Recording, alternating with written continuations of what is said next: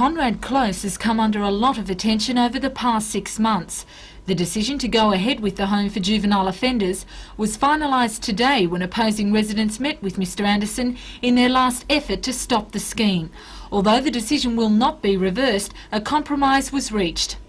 What I've indicated is that I propose to establish a complaints committee upon which the residents will be represented, and that the cottage should be allowed to commence operation with that committee in place, and that at the end of 3 months I'll review it. And then I've undertaken to come back and meet with them 4 months after the cottage commences. Well, in order for the cottage to succeed, one of the priorities is that it must have community support. If the neighbourhood doesn't want them there, how can the scheme work? Well, I think you would find that most neighbourhoods would have the sort of reaction that the Charlestown people have had to the concept. But what we want to do is to get them up and operating as we want them to operate, and I think then that many of the perceived fears of the community at the present time will be overcome. Spokesman for the Residents' Action Group, John Cooper, says that although they expected more, they will accept the compromise. Well, the Minister said that the cottage was under review, so to that end I think we probably were justified in expecting a little bit more. Given that the Minister's only had the portfolio for 3 weeks, I think it is the best that we could expect. End of the 3 months period, we will then renegotiate with Mr Anderson. Mr Anderson has promised us that if our complaints are justified, the house will no longer be used for juvenile offenders.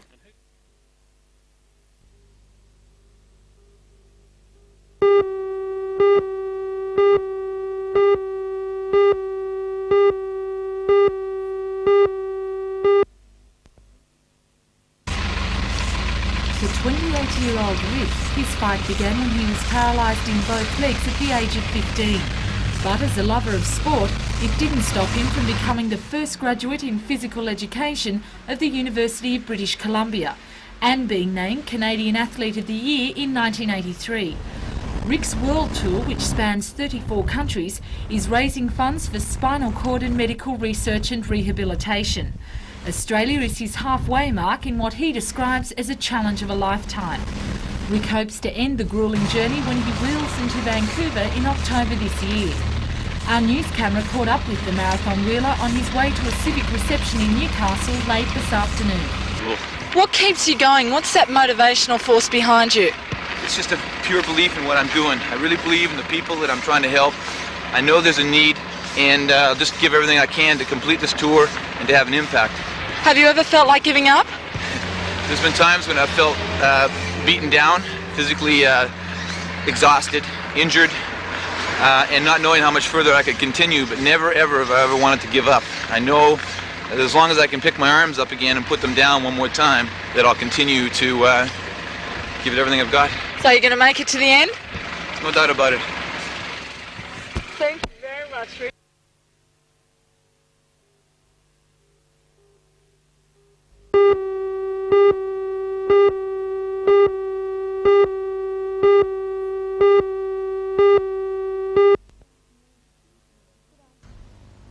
Good afternoon, I'm Janelle Provost. Security around the Queen and Prince Philip has been tightened following an Interpol warning that the IRA may strike during the couple's Australian tour. One man has been arrested over the expected assassination attempt, and police are on the alert for people in the teenage to 45 years age bracket on short-term visas from Ireland. Meanwhile, the royal couple has arrived in Adelaide to help the state celebrate its 150th anniversary. In the United States, NASA's chief astronaut John Young launched a scathing attack against NASA officials, saying that they were more concerned about keeping to the schedule with the shuttle program than the safety of those involved.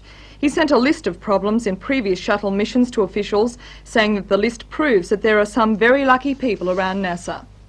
Meanwhile, in other world news, the Philippine government is reported to have placed 13 generals under house arrest because they're believed to be Marcos loyalists. Sources say it's feared the generals may become rallying figures for opposition to the new government of President Cory Aquino. Meanwhile, in South Africa, police have fired tear gas into a crowd of mourners at a funeral in the Black Township of Soweto. Police say the action was taken because of rioters, but eyewitnesses say the police moved in after a hearse broke down. Several people were injured while fleeing the scene. The incident comes just one day after the government lifted a state of emergency.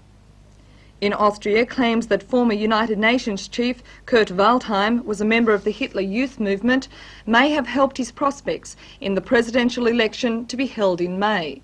A recent poll shows that Waldheim's popularity has risen to 42%, and his supporters say this is a voter rebellion against the smear campaign.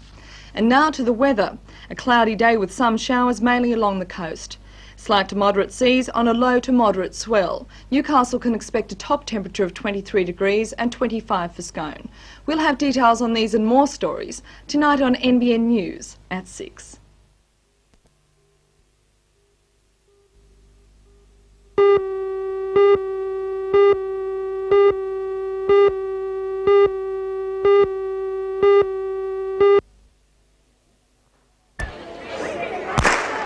Enthusiasm was the word of the day at Lambton Pool. Sheer, unrivalled enthusiasm that brought together 560 competitors from as far away as Cowra and Wollongong. While style and speed may have been at a premium, everybody had a go and came up smiling. The Special Olympics has become an important part of the lives of many intellectually handicapped people. Newcastle has been extensively involved in the development of the organisation. The first pilot program was held here in 1981. The aim of the organisation is to use sport to aid the intellectual and physical development of the competitors. First of all, the fitness idea, and the child starts to lose weight, and the conditioning, particularly with training. Most of them have trained for today. And the second thing is the self-image, the idea of winning, and just for a moment, they have a moment of glory. And this seems to stick with them and carries across to their normal and everyday life.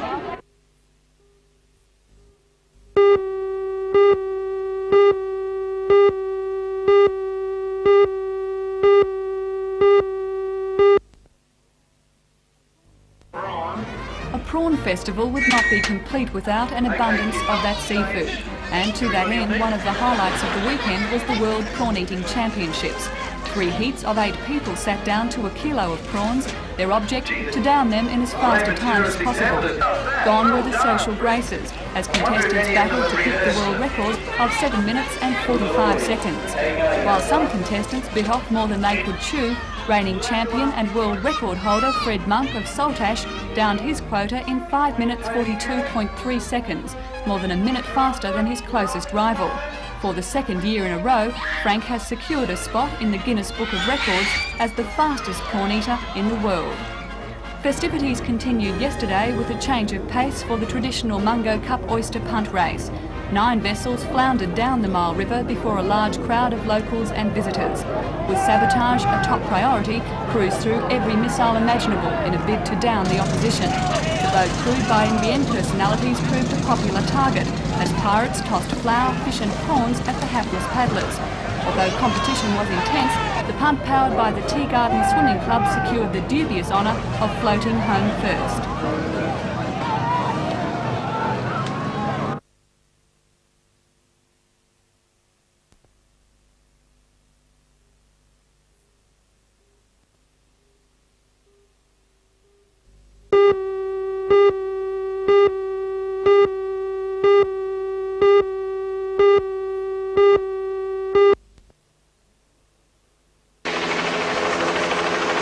The man was hoisted by Westpac rescue helicopter from seas disturbed by a strong current.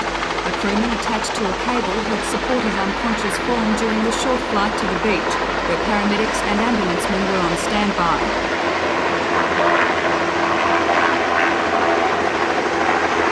The emergency occurred about 5 o'clock as lifesavers were closing the beach for the day. They went to his aid with a rescue boat and torpedo tubes, while surfboard riders helped to keep him afloat. 2 lifesavers who went to his assistance were also hoisted from the water. They were too tired to make it back to shore. Lifesaver Robert Jenkins helped to keep the man afloat. And when we got out there, he was delirious and there was no pulse, wasn't breathing. We stayed out there with him. All the board riders came in, they were really great, supported him, and we gave him mouth to mouth. On the beach, paramedics worked on the man for about half an hour, trying to revive and stabilise him. The 23-year-old American was taken direct to the intensive care unit of the Royal Newcastle Hospital, but was dead on arrival.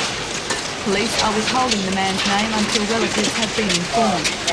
According to an RAAF spokesman who has been in Australia for only a few weeks, working as a computer consultant at the Williamtown base.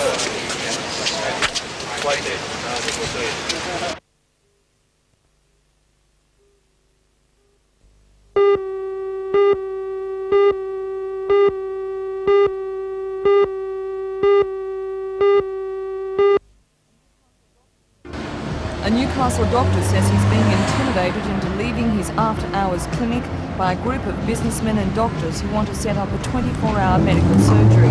Dr. David Parker has taken out a summons against the men he believes are responsible for making these threats and throwing a brick through the surgery window last month just to prove their point. Join Ray Deneen and Anna Manzoni for all the news tonight at 6.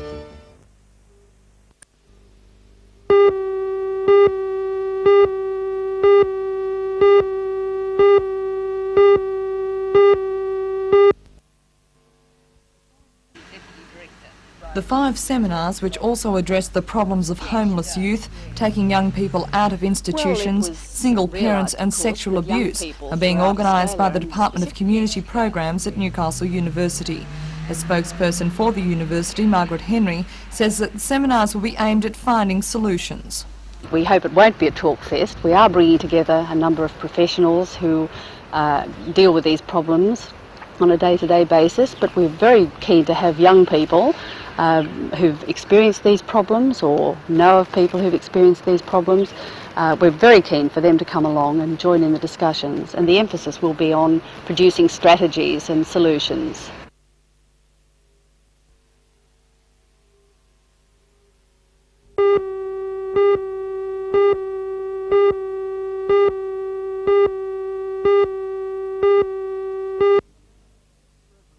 In the ministry, Reverend Tanner couldn't have a more appropriate background for his position as the head of the Uniting Church in this country. His mother was the daughter of a Methodist minister and his father was a Presbyterian elder. From that you may think Reverend Tanner's views would be very much in line with the traditional mainstream. But he's regarded by many as a free thinker.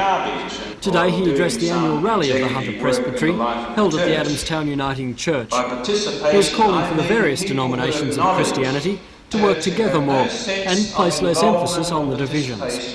He sees churchgoers getting old and is promoting campaigns to attract young people. And in line with his idea that Christians look at the whole of life and not just their church group, he thinks every Christian should be involved in politics, arguing that politics is the heritage of the Bible.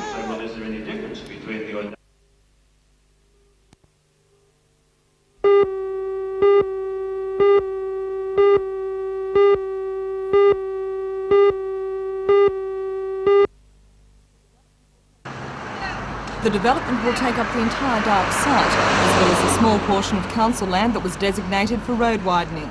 The 3 buildings will have a combined floor space of 12,500 square metres, and they'll be surrounded by landscaped gardens. The town planner, Gary Fielding, says that while the redevelopment problems on the site appear to be surmountable, they must nonetheless be addressed. The administration says the developer, Aldo Properties, must provide an additional 85 off-site car parking spaces. It was suggested that the developer approach nearby Harbour Park parking station and secure a written agreement or make a suitable contribution to the administration's car parking fund. The administration says the developer's plan to have a Flags of All Nations display out the front of the buildings would provide a gateway to incoming ships and is in keeping with the administration's harbour foreshore concept.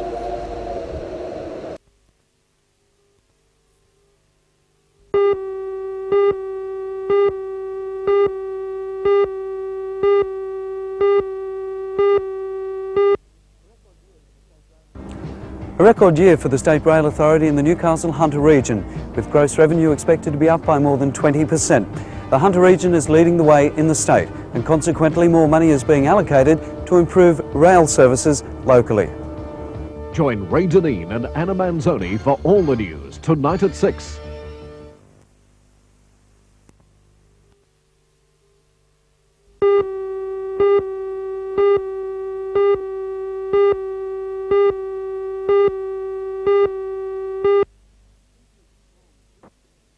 Increased coal and wheat shipments from the valley to Newcastle have played a major part in the revenue increase. Freight haulage is expected to reach 32.8 million tonnes this financial year, up 16% on last year. However, it's been the increase in passenger business since the 1984 electrification program which has fostered the greatest growth. After a 55% increase in the 1984-85 year, passenger business has increased by a further 25%, and the SRA's chief executive, David Hill, is delighted. He says the Hunter is leading the state. Certainly from an operating point of view and a revenue point of view, it's by far the best area of the state. It's got to the stage now where Newcastle and the Hunter would be responsible for about a third of the total earnings of the railway's money. David Hill visited the state dockyard during a whistle-stop tour of Newcastle today to inspect progress on the restoration of the 3801 steam engine and to try and solve an unusual problem. The growth in SRA business has meant increased jobs, and many of the apprentices working on the 3801 have been absorbed into the regular SRA workforce, putting the restoration program slightly behind schedule. Still, he's determined that it will be completed and on time. The increase in rail traffic and use, while bringing in extra revenue, is also straining existing rail facilities. Mr Hill says another $60 million is to be spent on the continued upgrading of the Hunter's rail network, with the prospect of even more growth in the years ahead, as the pursuit of freight charges. In relation to the coal business, we've already given concessions to the coal proprietors because they're more efficient in the way that they load the coal, which makes us more efficient at the speed with which we can unload it, and we've already given concessions, and as we can keep improving efficiency, yes, we hope to pass on those improvements in efficiency to our customers.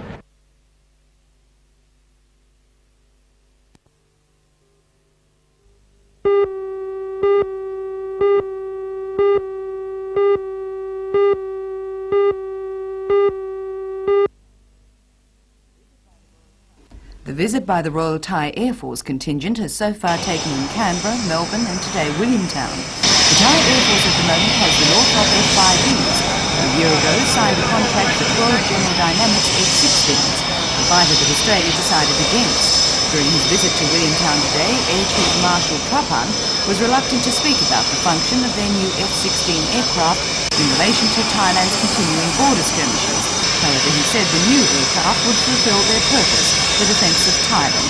Air Chief Marshal Trapan showed particular interest in the RAAF's latest acquisition, the Hornet, and spoke warmly of the relationship between the Thai and Australian Air Forces. Our two air forces have enjoyed a good friendship for many years. So my visit to Australian Air Force this time, just to enhance those relationships and good association.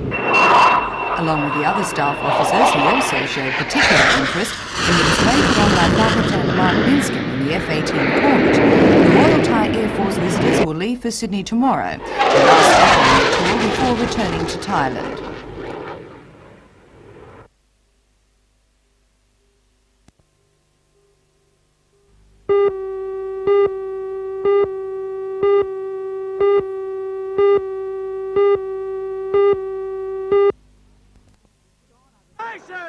Gone are the days when Army reservists can be dismissed as weekend warriors. A lot of time and money now goes into training these men and women to perform like professional soldiers. As part of that training, 2 weeks of war games are being fought in the Narong, Kaluwa and Bulabila state forests. Yesterday, the focus was on air manoeuvres, using Air Force Iroquois and Chinook helicopters. 300 reservists from as far away as Wollongbar and Parks entered into the spirit of the mock battle. Why do they do it? Just the excitement about it. You know, you meet all your mates, find good buddies in it. You know, the main thing about it. Get the adrenaline pumping when you're out in the bush stalking. It's good. The Australians are not alone in the bush. 50 Army Reserve GIs from Hawaii have helped spice up the manoeuvres with their antics. Over the next 4 days, the exercises will continue with mock combat, testing skills in weaponry, strategy and camouflage.